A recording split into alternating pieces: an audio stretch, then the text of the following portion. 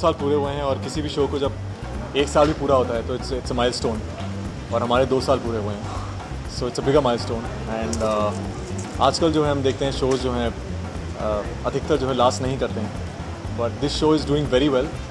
It's been like by the people a lot. We have some very very loyal fans, और जब show अच्छा कर रहा हो, 2 साल हो चुके हैं शो को, और वी लुकिंग फॉरवर्ड कि और भी अधिक साल हों, और भी अधिक एपिसोड्स हों, and I think we have a lovely team. It's like a family now, तो अच्छा लग रहा है। लवली एंटायर टीम, जो हमारी टेक्निकल टीम भी है, हमारे जो प्रोड्यूसर्स हैं, जितने एक्टर्स हैं, so I think it's just that, वो कहते हैं कि एक अच्छे शो के लिए एक प्रॉपर परम्यूटेशन कॉम्बिनेशन होना बहुत ज़रूरी होता है। तो जब वो हो और जब सब चीज़ें फिट बैठें तो एक शो अच्छा बनता है। तो I think luckily for us everything is perfectly in place. So thank you so much, and it's been a pleasure working with all of you. Thank you.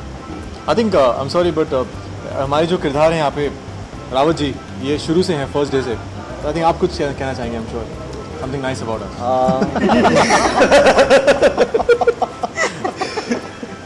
हाँ, the last line was very important. जैसा शरद ने बोला, I would like to take from where he left. बहुत ही important होता है कोई show जब इतना लंबा चलता है, तो बहुत सारे फेसेट्स होते हैं, there are lot of things, as he rightly use the words permutations and combinations. तो जिसमें कहानी, उसके किरदार, उसको बनाने वाले प्रोड्यूसर्स, उनकी production team, creative direction team, और उसके बाद अभिनेता जो होते हैं, तो ये सब का एक जो समीकरण है, वो जब तक डेडली कॉम्बिनेशन नहीं होगा, despite all the pressures and the problems जो हम लोग फेस करते हैं, बट उसे ओवरकम करने के बाद ही वो एक नया चैलेंजिंग प्रोजेक्ट बन के निखर के आता है। महाराणा प्रताप की 27 मई 2013 से और आज 27 मई 2015 तक की 2 साल की ऑन एयर जर्नी में हर तरह के मौसम, सब तरह के पड़ाव देख लिए हैं। And today our protagonist being played by Sharad Malhotra, ably led by the lead cast, and Rachna बहुत अच्छा कर रही हैं। All of us, the whole team. तो यहाँ पे जितने भी लोग हैं, वो कहीं ना कहीं अपनी तरफ से एक वैल्यू एडिशन लेकर आए हैं, और यही यूएसपी की लोग डिस्पाइट लॉट ऑफ कंपेटिटर्स ये जॉनर में महाराणा प्रताप रॉक कर रहा है। क्या क्या सीखा है, ये अपने आप में बहुत ही विविध तरह का लर्निंग एक्सपीरियंस रहा है। जो कहानियाँ हम लोग महाराणा प्रताप की पढ़ा करते थे स्कूल में, या फिर उसके अलावा, तो जब आप करने के लिए जाते हैं कोई एक इस तरह के ऐतिहासिक शो को या माइथोलॉजिकल को, तो आप अपनी तरफ से थोड़ा सा होमवर्क करते हैं। But thanks to our script writers and the screenplay writers, तो उन्होंने जितनी विविधताएं हमें बताई हैं और जो हमें करने मिला है, इन अ वे उनके जीवन से हमें बहुत कुछ सीखने के लिए मिला है, और उसे हम जी रहे हैं उन किरदारों को। जैसे कुछ दिन पहले अभी शरद उदयपुर जाकर आए थे, तो वहाँ पर उनके जो अनुभव थे वो हम सभी के लिए बड़े सुनने लायक थे।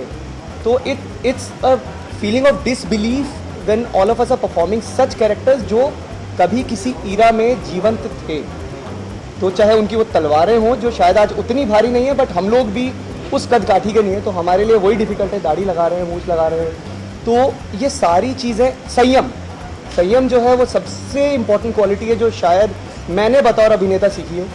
और ये संयम और भी दूसरे जो परफॉर्मेंसेज में हम करने के लिए जाते हैं, तो वो लेके जाते हैं। देखिए, जो इन्होंने कहा डेफिनेटली मैं उससे बहुत सहमत हूँ, लेकिन एक सबसे जो एक ज़रूरी चीज़ जो हम रोज़ डिस्कस करते हैं कि जब भी आपको ऐसा ऐतिहासिक शो करें, तो I feel that every character is chosen. आप पहले से ही वो ऑलरेडी एक प्री डिसाइडेड होता है, प्री डेस्टिन्ड होता है।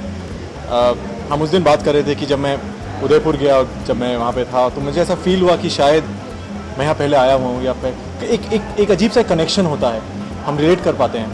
तो I think I am sure all of us have been chosen for a particular roles, be it Rachna, be it Rajeev ji, be it Jineet, everybody, Sana ji, everybody.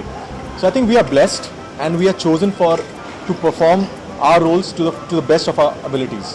तो I think वो पहले से decided है, वो destined है कि आप ये रोल प्ले करेंगे, आप ये रोल प्ले करेंगे, आप ये role. So I think that's a very beautiful feeling that we all get. असल बात देखिए, ऐसा है कि पता नहीं इनका तो मतलब शुरुआत में जब पहले आई थिंक 15-20 दिन तो जब चलता भी था, घर जाता था तो यूं चलने लग गया था आस्ते आस्ते। तो मेरी जो घर पे जो बाई थी, कहती थी, थोड़ी शॉक हो गई कि मैं यूं क्यों चल रहा हूँ घर पर।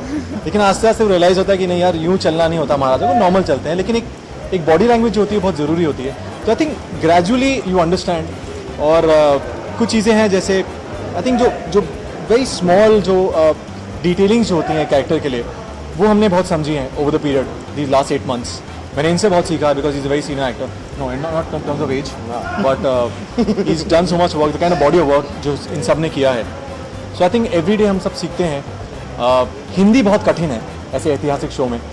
तो शुरुआत में तो पता नहीं क्या बोलते थे, हमें खुद समझ नहीं आता था. धीरे धीरे जब समझने लगे कि क्या बोल रहे हैं वो सेंस हमें जब वो जब समझ में आ रहा है कि हाँ it's making sense to us, तो डेफिनेटली वो ऑडियंस को भी फिर समझ में आएगा. तो इट टेक्स टाइम. फिर आप कैरेक्टर को समझते हैं, कैरेक्टर आपको समझता है. तो इट्स अ ग्रेजुअल प्रोसेस. मुझ में डेफिनेटली मेरी हिंदी सुधर गई है थोड़ी बहुत. मेरी बहुत ख़राब हिंदी थी. और बॉडी लैंग्वेज पोस्चर मैंने मेंटेन करना सीखा है.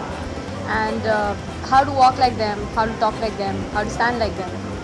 तो वो सारी छोटी छोटी चीज़ें जो उनका कल्चर था वो सब सीखी है. बट हाँ, मैंने रियल लाइफ में उसे कभी यूज़ नहीं किया है. मैं अजब देखो सेट पे छोड़कर चली जाती हूँ. हाँ. Thank you.